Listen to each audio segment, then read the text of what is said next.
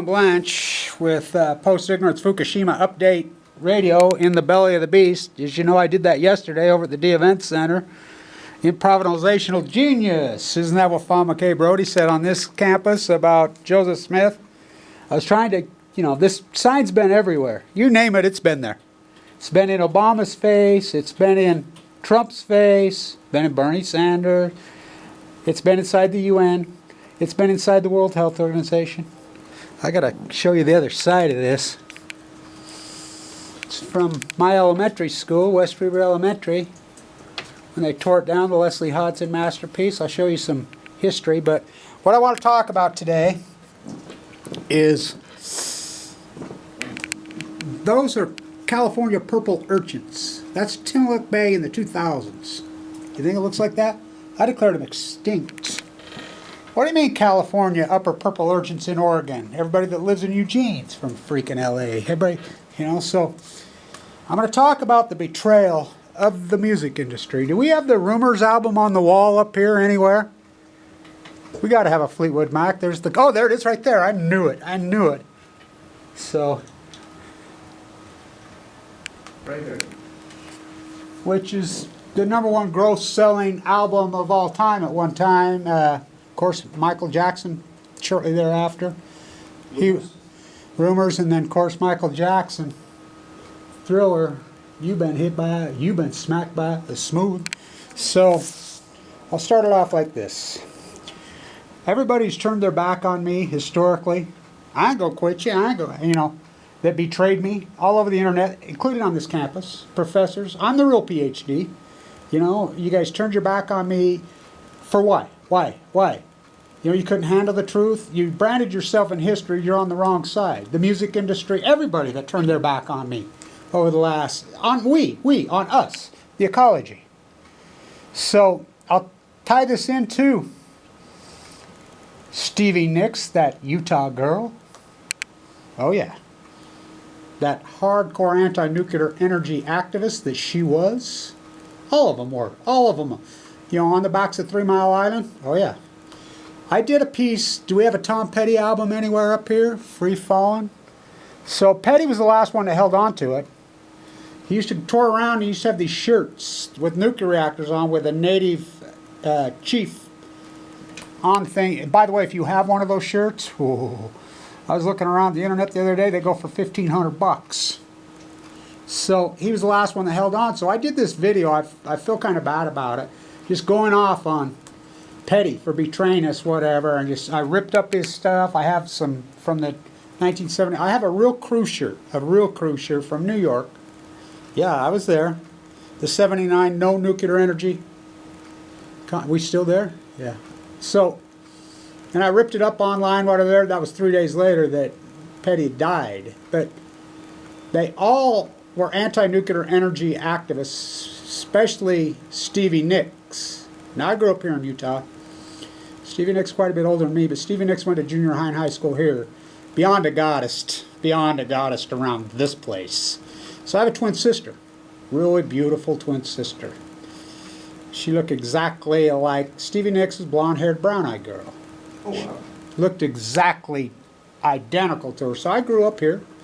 Walkwest Junior High, running track against, I was a distance runner, me and Ed Eyestone. He ran for T.H. Bell. I'm talking to him about boycotting the 2020 games for Karaiki. So, in the name of Karaiki. So, I spent my whole life, God, warding off freaking idiots trying to get near her. Of course, it didn't work. But, so, she knew all about the downwinder thesis in a big way. Big way. So did Lindsey Buckingham. Lindsey Buckingham, the San Francisco guy. His dad owned the coffee shop that everybody hung at. His dad was a legend in Daly City. Go Warriors. Go Warriors. Well, the old Cow Palace. Remember the old Cow Palace? Everybody from Utah used to know because we'd ride the train there. We had the Utah Stars. But Stevie went to school here. And so everybody knew her. She was beyond a goddess, not just because of her, could be the greatest songwriter of one of them of all time. I mean, the female Dylan, I put her above Dylan that way, but I really Now this is important, and I'm tie this into this, and how they all turned their backs on us and betrayed us. This is really important historical stuff. So she was 2 years older than Lindsey Buckingham, got on the train here, what we always did, and went to San Francisco. Hooked up with him in his father's coffee shop, where the beatniks and Kerouac and crew would hang. That was Lindsey Buckingham's dad. Talk about a gem. That dude. Talk about a songwriter. Mick Fleetwood, he was nothing. He just found, those two made Fleetwood. Fleetwood Mac was zeros. They were zeros. Mike Fleetwood was kind of just the glue that put them all together. He had a band. He's from the UK. Yeah. You know, and they were trying to ride the, you know, the folky, you know, they were trying to be Dylan types, you know, folky stuff, and they weren't very good. And, I mean, they were mediocre as it gets. Stevie Nicks and Lindsey Buckingham would have made any, on their own. Those two together, Oh, yeah. you want to talk about a synergy. Both so talented. Oh, Extremely talented. you're talking two of the greatest songwriters and musicians who ever walked. Together? Together, sleeping together, loving together, writing together, you know, doing cocaine together, whatever. Smoking pot together. So, Yeah. Stevie Nicks here, I used to have this girlfriend when I was young. This is in 78-ish, 9. I graduated Weber High in 1978. I go back and forth from California, you know, PB here. So, I had this really good-looking girlfriend, freaking, that was brown-haired, blue eyes. Or, excuse me, blonde-haired, brown eyes. She looked just like Stevie Nicks. So I says, you know, they're at the D Event Center up here tonight. Well, let's go. I ain't got tickets. You know, they're sold out. You sure? I don't know. I think they're sold. Let's go. She says, well, if you'll with me, that's how Stevie Nicks rolled. And do not kid yourself. That's exactly how she rolled. Ask Prince. Got a pocket full of horses. You ever listen to the lyrics of Little Red Corvette? That song's about Stevie Nicks. For real. Ask Peggy. I mean, I can go on and on and on and on. She says, you got a deal. I think I got the best of that deal. But that's the way Ogden was. You got to realize, it has nothing to do with sexist. That's just the way Ogden was. San Francisco had nothing on us. Nothing on this campus. You should have seen the stuff that went on this campus. Whoa, whoa, whoa. You know? So they blackballed me for being the traditional great counterculturist professor, fighting the truth. So, one thing you should know, I ain't going to miss you when you go. When you go down so long, I've been tossed around enough. Won't you just lay me down in the tub? That's Lindsey Buckingham to her. That's me to all you people that quit me. You professors up here, you're not professors. You branded yourself in history. The PhD, the scientists, I was just over inside our great science building, GEGE. You know, by the way, my 8th grade science teacher was Mr. Hall at Walkwest Junior history teacher, Mrs. Coleman. You know, our building's named after, you know, Tracy Hall, the synthetic diamond. People were laughing at him. G. You know, this G. So, what happened? These musicians were all hardcore, and this ties into Lindsey Buckingham and Earth Day. Weber County was the first school district in the United States to officially celebrate Earth Day. I was a little boy. We did it right here. I went to West Weber Elementary in that Leslie Hodson masterpiece out on the marsh. I used to tell everybody, I walked to school every day. I'd tell people when I was young, holding hands with Everett Ruiz. What? If you don't know who Everett Ruiz is, I want you to Google him. You know, long before, you know, the Hudson River coming. No. You know, and by the way, I'm involved with that group that found his body, sadly. It's him. He was killed down there. You know, the romance is over.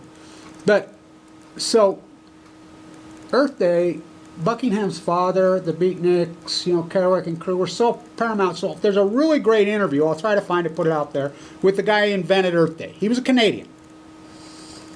And he and I, just a couple years ago, a vlogger from Elko or Ely, Nevada did it. Called me and asked me to do it with him. He's a numerologist. And I kind of am too, 311, you know. So we did this called gig. He's changed Earth Day to January 11th. 1/11 in the U.S. In Europe, 11/1. What an important day, 1/11. That's the day Aaron Swartz was killed. I was in the courtroom that day, the day they killed Aaron Swartz. I came out of the bone marrow. It's the day my father died, nuked to death in the Nevada test site. That's the day Bernard DeVoto from this university was born. That's the day Alexander Hamilton. I go on and on. We did this really great piece. But so the San Francisco music scene, Stevie knew that. She was smart as hell. That's why she was there. And they were all about the environment. They were all about us. Why did they betray? It's like everybody on the internet. We're not going to quit you, Kevin. We're not going to quit you. You know, all the people that turned on the back, the fake scientists, mystified, baffled, stumped, puzzled, perplexed. No, I'm the real scientist. You all turned your back, including on this university.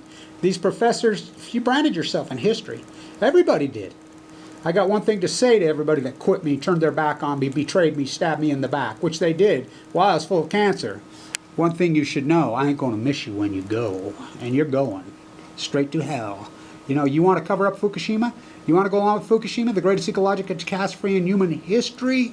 So, tonight, HBO will finish up their brilliant, brilliant piece on Chernobyl. And we've seen RT, New York Times, Washington, they've all come out this week discrediting them.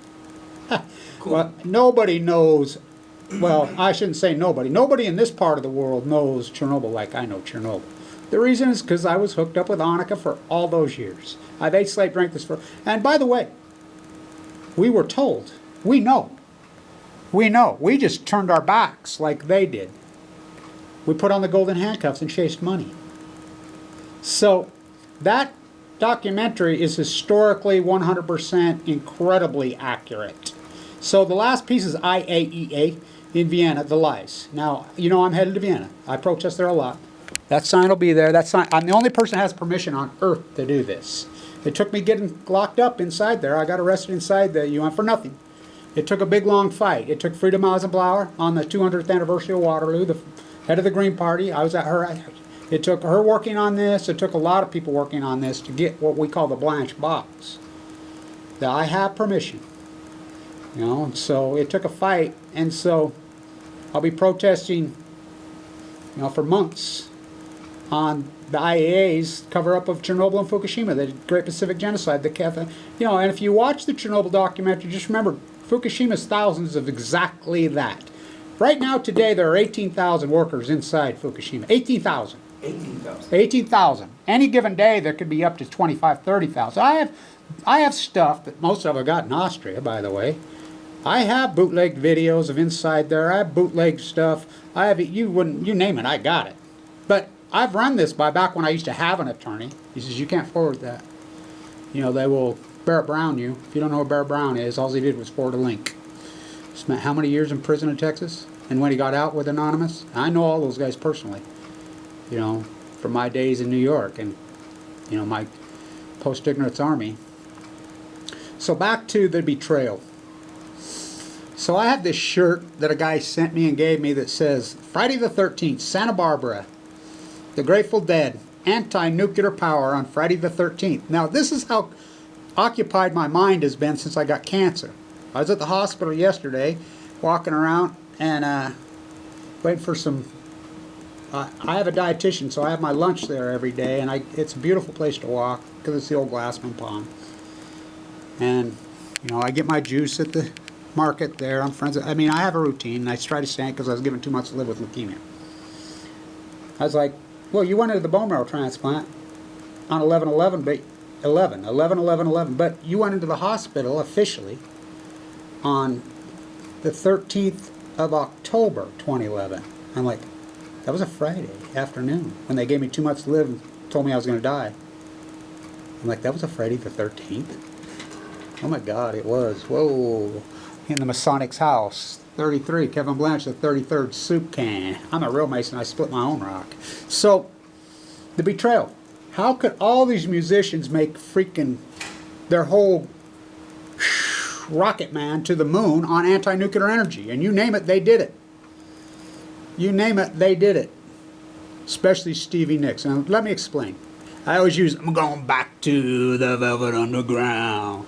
I don't know if anybody knows what the Velvet Underground is. The Velvet Underground was the famous record store and bookstore in Haight-Ashbury, which I tell everybody it's a Ben & Jerry's now. Last time I was there, Groovy Gravy was scooping ice cream, you know, just randomly. But so, at the Velvet Underground, Stevie Nicks writes that song, Gypsy. Right as she wrote that song, she her father, Utah, her uncle, Utah, dies of AML leukemia. Now stay me, this is real important. When they left Utah, Stevie, I think she was at Judge Memorial in high school then, or Cottonwood Junior High. I'll post a picture of her when she was in junior high school. She made friends with a girl named Robin. Her dad was horses, Santa Anita Park. That's where they lived. Dad traveled around. We have a lot of racehorse people here. So, Robin, best friend at Arcadia High School. So somebody had been talking to them about Santa Susana. And if none of you know what Santa Susana is, that's Rocketdyne in Los Angeles in Simi Valley. That's the nuclear reactor that blew up in 1959. Now, girls, the Motley Crue. Right. You know his daughter died of the same thing I have, de novo, exact same thing I have, at 11 years old. Leukemia. AML, de novo. Wow. Exact same thing. My great little nephew has it right now. He's fighting for his life at Primary Children's. But anyway, so Vince Neil, he sued Rocketdyne. Now, if none of you know about Rocketdyne, that's the nuclear reactor Rocketdyne, who this university built. The Wattises built it here.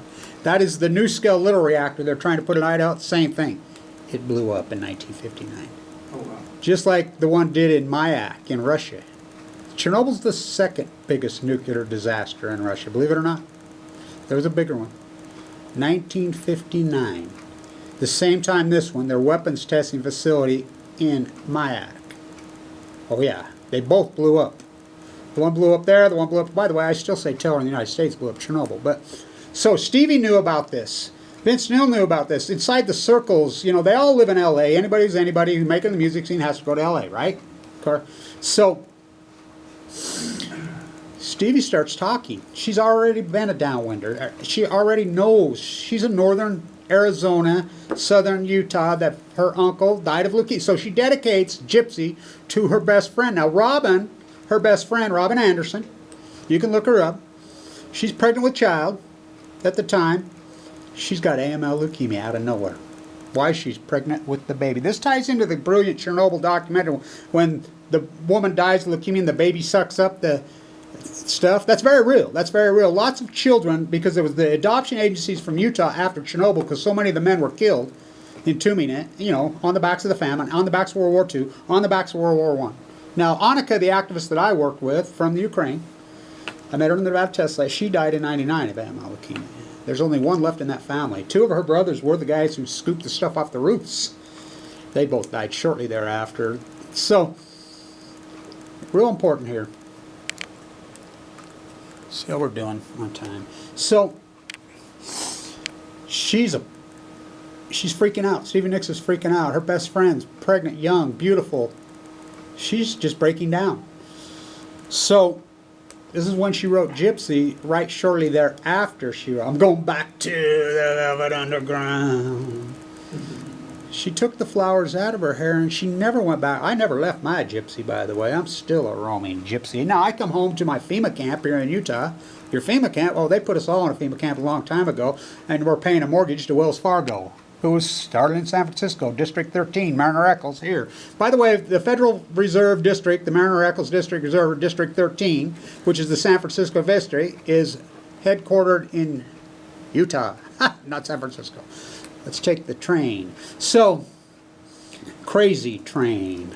There's another betrayer. Ozzy wrote that about the nuclear energy industry. Yep, look it up.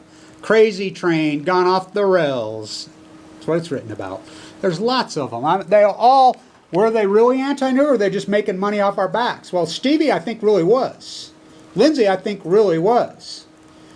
Tom Petty, I think, really was. The Gratefully Dead, who gratefully died, I think really was those betraying phonies. Oh, God, you can't badmouth the Gratefully Dead after they're dead. I badmouth them when they were alive. You know, and I mean, the reason is it's called betrayal, like Obama did. He stood up at the game yesterday. He got a standing ovation. Well, the Toronto was ahead by 12 points when they gave him the standing ovation. They went on a Golden State, speaking of the Bay, goes on a 30-0 run for the next third. They didn't score. After Obama got standing ovation, they didn't score for the next 10.5 minutes. of the game. And and Trump's even worse. So this whole Trump, I mean this whole political theater. So Stevie, they have to cut the baby out of Robin's womb early. In those days was a tricky business. They saved the baby. Robin, I believe, died the next day of MO. Or Facebook Live, too. Oh, nice. So Stevie Nicks takes the baby. She's heartbroken. At the same time, her uncle dies in St. George, southern Utah. At the same time, Fawn McKay Brody, our goddess here, you know, the greatest historian who ever lived, the professor at Weber State, she's in St. George. She gets leukemia and dies. Downwinders. They won't tell you about Moab. Stay out of Moab. Stay out of Moab. Oh, you know, we're going down there to ride our freaking buggies and throw up freaking thing. The red dust, it's the cancer capital of the world. How do I know that? Because I was in the bone marrow transplant dying of leukemia for a long, long time. Go in there at the LDS East State, the cutting edge bone marrow transplant center. Fimbo Peters from Denmark runs. World class. Some of the greatest, athletes in the world end up in there and die because they train in Moab. Half the place is from freaking southern Utah, when southern Utah makes less than 5%. So Stevie Nicks goes crazy. Dedicates Gypsy to the anti-nuclear energy fight. To Robin, to her uncle, to her father. You know, may the landslide bring us down. So I'm with this brown-eyed, blonde-haired girl. We go. So I'm like, well, she says, I'll buy tickets, Kevin. Well, I think they're sold out. We get in there, and he says, there's only obstructed view. And the guy at the door, he says, his eyes took a look all over you. Springsteen, another phony who wrote our back. He wrote that, you know, at the park. He took the money from my hand, but his eyes took a walk all over you. That's what he was doing to the girl I was with, so we just walked on in. And so the obstructed views, well, it's round, and the beautiful acoustics of the D Event Center, the purple, beautiful palace that the Wattis Construction built. The nuclear merger between Flora Construction, GE, and Utah Construction built that palace. The D Center? Yep. That's a beautiful, beautiful. Oh, 1975, the Wattis money, when they merged, GE, by the way, Utah Construction bought GE in Florida, not the other way around. They merged in 1975. 1975? Yeah, and that's what built that. Okay. I thought it was newer, but yeah. No, it's just a grand. grand. And of course, you got to realize Weber had a legendary basketball program. How many people can the D Center afford? 12,900. 12,000 people. Oh, and it used to be packed. Weber State basketball in those days, you got to realize we were a national powerhouse. Ogden was a powerhouse. So we go in there and you could see Stevie between sets snorting cocaine in the back because we're in an obstructed view. Oh, wow. And so, of course, welcome to freaking the United States in 1978, 9, 80, 81. Hello. That's crazy. Not me. No, I'm a goody two-shoes. Not me. No, so anyway, so she became a hardcore anti-nuclear energy activist. They all were. 79 on the backs of course, 3 Mile Island. The whole country was. The musicians went crazy. So, but in 1986 when Chernobyl happened, that's when the nuclear PR firm was born. Now the guy Woody Harrelson, not Woody, there's a Freudian slip, same thing, murder. Look up Woody Harrelson's real father. Woody Harrelson's father was a mass murderer. Did you know that? Was one of the infamous mass murderers. Not to be confused with Ted Bundy, who got victims off this campus. I didn't know that. Do you know Ted Bundy spent a lot of time on this? Do you know how he got here? How many girls did he kill from Weber State? Well, I don't think he ever, I think he killed maybe one, what's her name, that still hasn't been solved out in Layton from Weber State, but he was on this campus a lot because But he killed many women from Utah, right? Oh, all of them. And you know how he got here? He was going to medical school at the University of Utah, but you know I knew about Ogden? Mm-hmm. The girlfriend that he was sleeping with and living with up there in Washington, guess where she was from? Ogden, Utah. Ogden, Utah, wow. All roads lead to Ogden, the boom town. I call it blood. So anyway, the PR firm's born. What's the pedophile? Farrell. Mia Farrell's husband. What's his name? Woody. Or not, from Manhattan. You know, the playwright, So, him and his best friend are ones in L.A. who started the nuclear energy PR firm. Remember the nuclear reactor that used to have the green butterflies flying out of it, that design they used to post all over? That's that. So, the IAEA in Vienna started throwing all this money to PR firms in the United States to change the thesis. They dumped billions into Hollywood. billions into the record industry. And they went to the record industry, which are lowlifes anyway, and they bought them. So and this is firsthand coming right from Tom Petty to me. I'm friends with Tom Petty's main partner songwriter. I'm still friends with I'm so pissed off at that dude. One thing you should know, I ain't gonna miss you when you go. Been down so long, you want to kick me to the curb? You're gonna get your turn. So they bought them all. Petty refused. He stood his ground. He's the last one. By the way, if you don't think a tribute, when Tom Petty died, I want you to look this up online. He was a big, he was a Gainesville, Florida guy. He was a Florida guy. Look up the Florida football game at halftime. The entire crowd, and you know what football is there, stood up and sang, "I won't back down. I'm going to stand my ground." And by the way, when I had leukemia, I used to listen to that song every day that him and Jeff Lynne did. Don't come around here no more to cancer. What a song. What a songwriter Petty was. By the way, him and Stevie did work together. Oh, yeah. On the age of 17. So, Stevie Nicks was 2 years older than Lindsey Buckingham, and so they were, you got to realize, this is the 1970s in the United States when the average athlete made less than 3 times the average working class American. These people were not gazillionaires. They were not gods. They were normal like us. It was socialism from 1945 to 1979. That's a fact. I mean, it's just the way it was. Everybody made about the same. Tax rate on the 1% was 95%. Everybody drove GMs and things, That's just the way it was. And so they weren't celebrities. They weren't gods. So they were down-to-earth people for the most part. Right. You could interact with them. You could have, so the PR firms went, after Chernobyl, they went in earnest because they had to cover this up. Now, it was well reported in the United States. It's like everybody says, oh, they didn't report. Oh, yes, they did to report Chernobyl. We just, as baby boomers and echo boomers, we become softball weaklings. And by the way, I'd like to apologize to the youth of this campus, to the youth of the United States, to the youth of the world for our consumption junkie, disgusting pigism called the baby boomer. In 1980, we consumed less than 12% of the world's product. We're consuming 45 to 46%. We broke the record 39 consecutive years. We broke the record for lower nominal wages for 39 consecutive years. The average athlete right now makes 1,800 times. Go Warriors! Billionaire baseball players. It's disgusting.